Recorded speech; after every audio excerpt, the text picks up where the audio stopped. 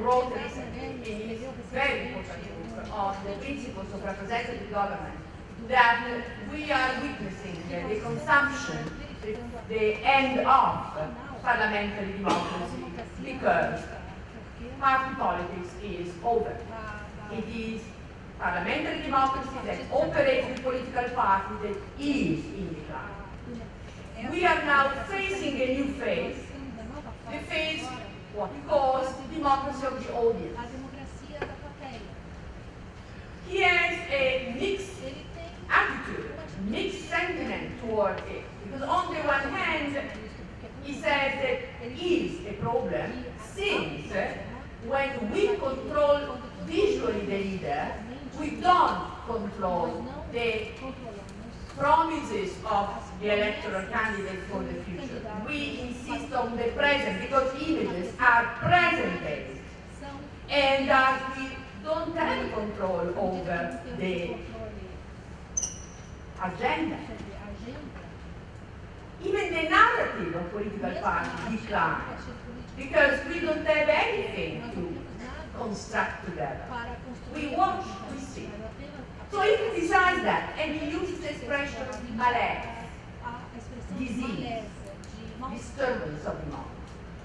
But on the other hand, he makes an argument. Remember that he comes from the tradition of Kashmir, of Weber, Schumpeter. On the other hand, he says that this transformation into an audience makes democracy more democratic.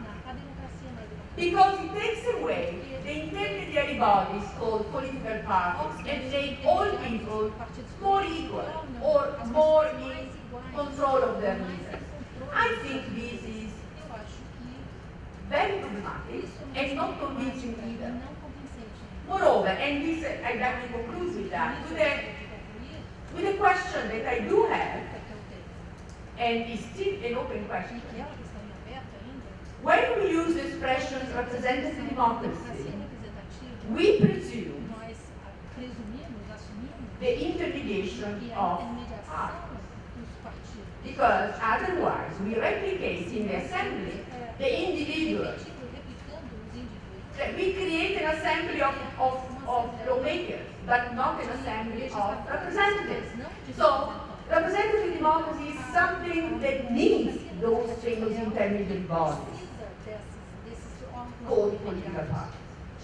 Their decline in the age of the media needs to make us aware that we are facing a radical transformation in our political system. We call it democracy. Fine, we don't have another name to call that. But what are they? Are they still a representative system called democratic representative system? And this is a huge question mark. And thus, this disfiguration is, for me, a disfiguration, not simply a mutation. Mutation is very evaluative.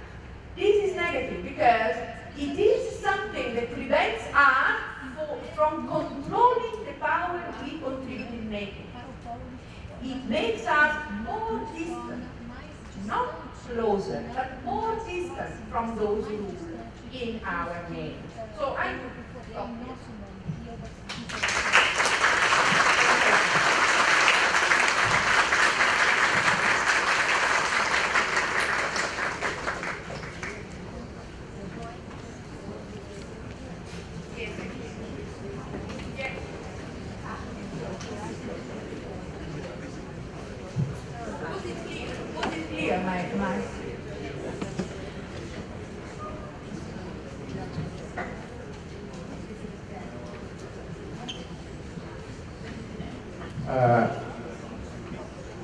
Obrigado, professora Nadia Urbinati.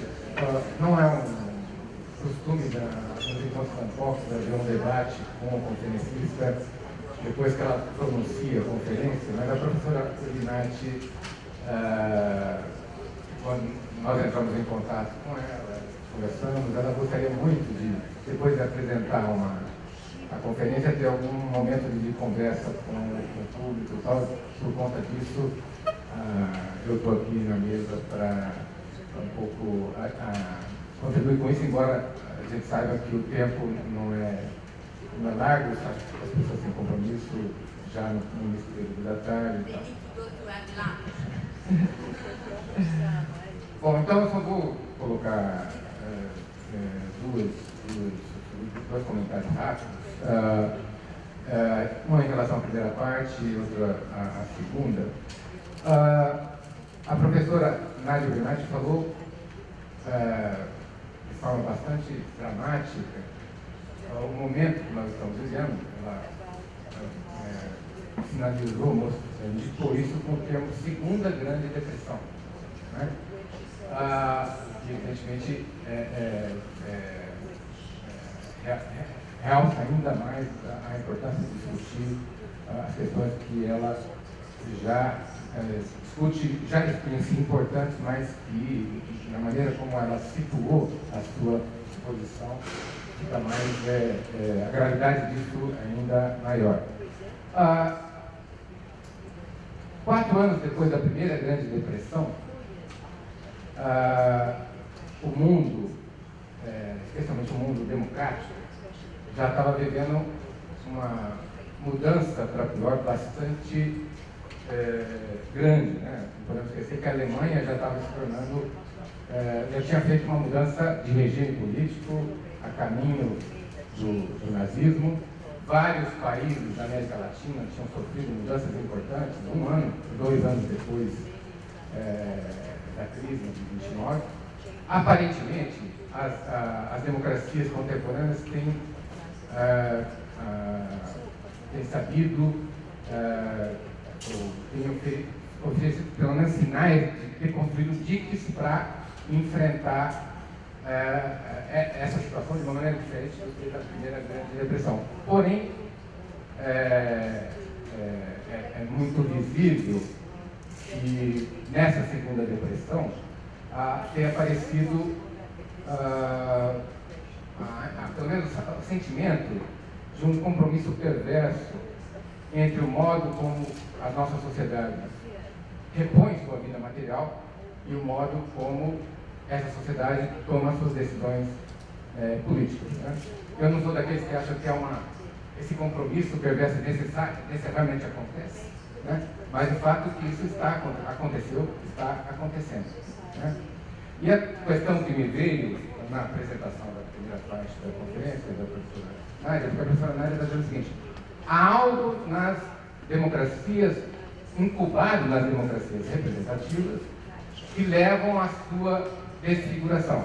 Ou seja, aqueles mesmos elementos que fazem a figura da democracia também podem fazer a sua desfiguração. Né? E, por exemplo, a questão da opinião, como a professora Nadia mostrou muito bem na segunda parte.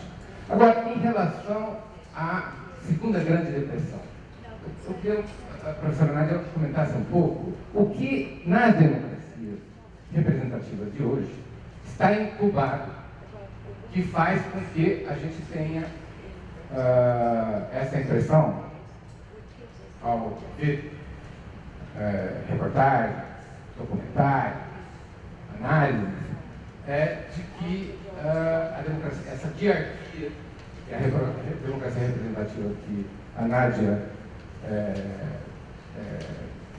através do qual a Nadia fala em figura da democracia, o que está sendo desfigurado. A segunda questão,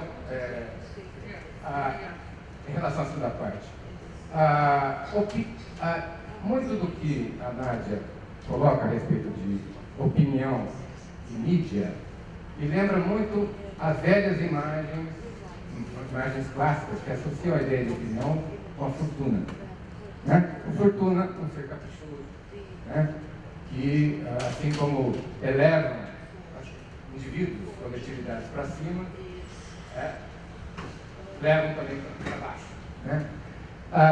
E a professora Nadia um pouco discutiu nesse debate sobre democracia plebiscitária e tal, uma discussão sobre quem, com essa ideia de opinião, quem afinal controla o quê? se o cidadão controla o líder controla o cidadão, e assim por diante. Mas me parece que, se opinião a gente associa com a ideia de fortuna, o que me vem à cabeça é a ideia de responsabilidade de um modo geral. Né? Ou seja, assim como se o líder está sob as ondas caprichosas da opinião, ele tanto pode positivamente se afirmar, quanto ele pode, do mesmo jeito caprichoso como ele se afirma, ele se desafirma. O que me vem muito à cabeça é um problema geral de autoridade democrática. Né? Não um problema do quem controla o quê. Eu estou me lembrando que isso me veio muito. Em 2000 eu estava nos Estados Unidos e eu vi o corpo do presidente da República foi assunto quase o tempo todo na mídia. Ali eu percebi uma situação diferente do Berlusconi, embora também a gente possa fazer que o Berlusconi depois foi sugado pelas mesmas ondas, às vezes favoráveis, às vezes desfavoráveis. Né? Mas o corpo do presidente da República, na época, foi submetido aquilo afetou as pessoas. Né? E o que eu estou dizendo, enfim, é que tanto o problema para mim é o seguinte: como é que não só você controla o poder, mas como você constitui, né? Constitui a autoridade democrática na medida em que a opinião é frutífera. Bom, enfim, essas duas questões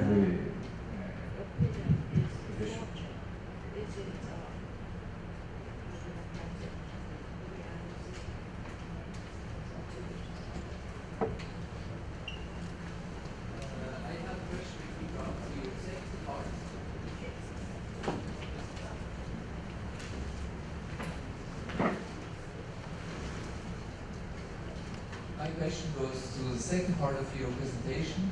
I understand your concerns about the monopolies in the media landscape and the excessive use of images.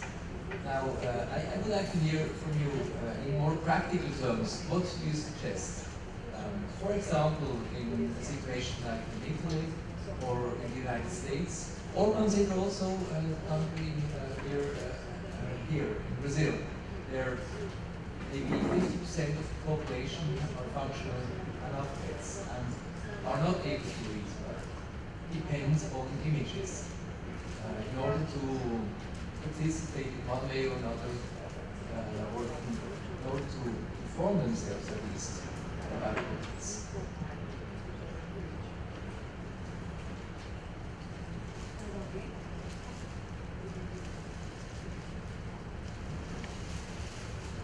Yes, I also address the question, two questions. I think it's right to connect the decline of democracy with the Great Depression or the Great Recession we are going through in Europe, in 3 member states of the European Union. 3 direct representatives of the financial sector, coming from Goldman Sachs in particular, were appointed as prime minister during the crisis last year. And even one of them was not elected, but directly appointed by the so-called Troika, IMF, European Commission, and European Council. So I think that we are witnessing in the berceau of the democracy what counter-democracy could mean. And I would like some comment on your vision of the relation between the decline of democracy and the aggravation, the worsening of the economic crisis. The referendum in Greece was condemned as a scandal when Greek people asked to be consulted on the austerity program. Papandreou, the former socialist prime, decided to organize a referendum, and it was considered as a shame, scandal, because people were consulted. So plebiscitarian, I agree with you, is a very dangerous and ambiguous word, But in this case, plebiscitarian was used against democracy of people. And my second question is on, as far as I understand your presentation, it revolved around democratic issues and parliamentary and representative democratic issues. And you oppose, and I agree with you, plebiscitarian and so on, the alternative. But I think that there are currently alternative processes to parliamentary democracy, namely the indignators in Europe on occupied Wall Street in the US. And could you comment on your vision and your view on what kind of self-organization, maybe self-democratic organization, is represented in your view or not, and which is an alternative process to what you presented? Yes, my name is Claude Safati, and I will be addressing this evening the European crisis from an economic point of view. I am an economist. I know that nobody is perfect.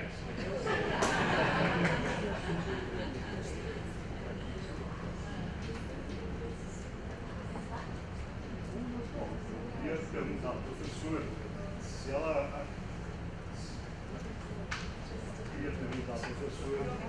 acredita.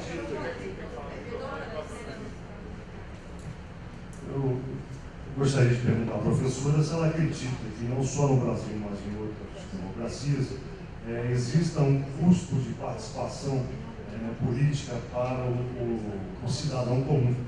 E se a democracia plebiscitária ela acaba protegendo a participação individual.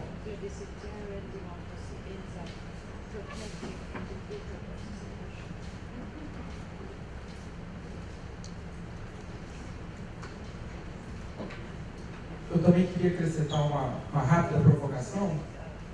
No caso brasileiro, em alguns momentos da história, a democracia plebiscitária ela foi mobilizada abertamente como um instrumento eficaz de enfrentamento do atraso, um instrumento eficaz de modernização, de avanço da própria democracia.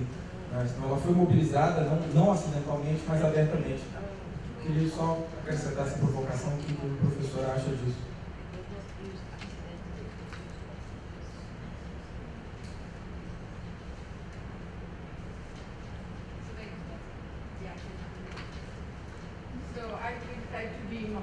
As much as possible brief, but also substantive in my answer. And I start with this question with the question because it's the question in front of us.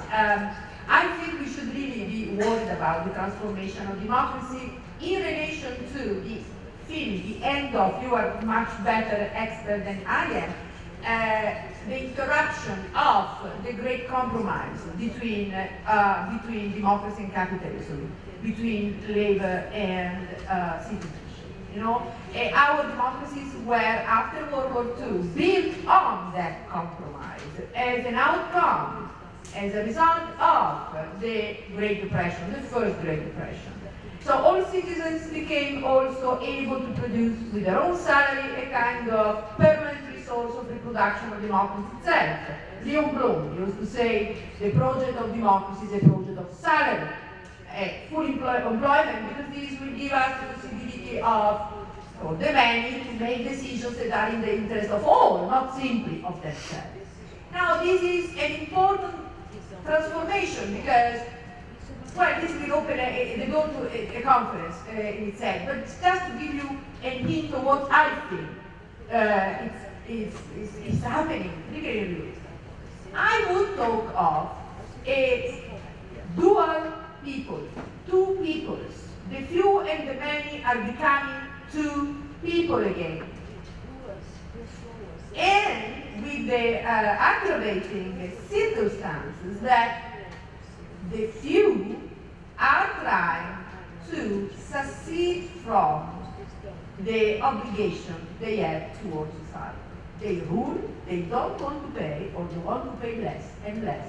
They don't want to share in the solidarity pact called democracy. This is what is evident to us. The proportionality of taxation goes exactly the opposite direction we have been taught by great political economists from Mill to Keynes. proportion in relation to what you have. Now it's the opposite. The more you have, the less you pay. As if all those who have to pay are those who are in need, so they have to take care of themselves. It's a break of the path of the path of democracy. And this will have consequences. What kind of consequences? Two, among my transfigurations, I think they can be visible. The first one is an incredible convergence between epistemic or technocratic outcome. You mentioned, the Goldman Sachs representatives, the financial experts become also the government, because decisions have to be made that are competent decisions, and parliaments are not able to do so, because they have to listen to people, and so it's better not to listen if you want to produce the so-called competent decisions. So, technocracy on the one hand, plebiscite on the other. They go together very clearly. Because in the very moment they make their claim for good decisions in the name of financial dogma, they also create the condition for an ideological acceptance by the people. Participation is down because there is nothing to participate for. We don't know anything. We are not experts of. We are audience. We are audience of what they are deciding. So they go together, plebiscitary outcomes and technocratic governance. They really, we have, I participate very much in the political debates in Italy. I write for the newspapers La Repubblica very frequently. And so I am forced into this thinking. I have to think of it, to pay attention to what happens there. And this is one possibility. As for Greece, that was a referendum, right? The referendum, do we want to go through this or not? More than a plebiscite of the audience for the leader, it was a referendum, right? And it was blocked in this case. So I really don't know what will be the outcome of this disastrous situation. I cannot even, I'm not able to. This is not my job to anticipate what, okay, nobody can. But we need to use all the knowledge we have, historical knowledge in the past, technical knowledge of what is going on now. We are not going back to the past. We have a democracy now, a strong democracy after 60 years. So our problem is to see how democracy is changing. Because we call it democracy, we don't have other names. Right? But how it's changing, and we have to give a name to this change in order to be able to proficiently act in this society. And concerning the two important the important problem that I why I call it disfigure? What is the disfigure of what? And the disfigure, I don't think that the representative democracy was the golden rule of democracy. But certainly it was in large territorial states the conditions we were able to create that gave us the possibility of mixing direct and indirect democracy, participation in two ways. It worked for a while. It worked. And it gave the possibility to many citizens to emerge, talk, to be selected. Think about the democratic selection process produced by parties. From a condition of ordinary life, people were able to be selected in politics. It's a democratic selection, if you want to say so. Now it's no longer like that. I mean, the way in which a political leader operates is completely, they come from, not ordinary, they come from corporations, Goldman Sachs, they are from a board of business. So it's a different way of selecting, right? And a different way of, I call it disfiguration, because in relation to the principles of democracy, which at least they allow us to equally participate, or the opportunity for influence, and in relation addition to that, not grandiose, modest conception of democracy, I also participate. And the second has to do, you're right, of course, plebiscitary an audience, they have to do with authority, not democratic authority formation, more than controlling and checking. But it is precisely this the problem, because when we speak about the public sphere of opinion, or public sphere of construction of opinions through associations, medias and parties and so on and so forth, we presume that this is able to add an extra check over the political system along with the institutional check, right? We presume that. Otherwise, freedom of speech, otherwise participation is meaningless from this point of view. So we presume that the opinion makes two jobs, not one, not simply and only to create an authority, but also to check, monitor, and so on and so forth. In this way, in the way in which the audience, plebiscitary of the audience is prefiguring, is developing, of these two functions of opinion, clearly we see one for sure, the other much less. And so this is what I was trying to say. The question of how important for a democracy is to have this media because of illiteracy. Well, if you have illiteracy, you have to solve the problem of illiteracy first. A democracy with illiteracy is a contradiction in terms. Because contrary to the ancient democracy, which were city-based, and they were not based on written constitutions, they could have presence there, participation there. And by the way, they used to write their own laws in famous porch or proposals, they used written, and they were presumably more in interaction among themselves in order to solve the problem of illiteracy. For us, it is impossible.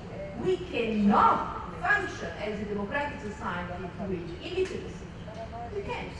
Stop. Because we live in a large dimension. We need to know, to read, to be informed, even if we don't participate. It's not a relation to us. So, the media cannot be a solution to the problem of illiteracy. It's a panacea. It's like a band-aid over a huge scar. You cover a part, but you leave the problem open. And this is a problem. So poverty, like illiteracy, are. And finally,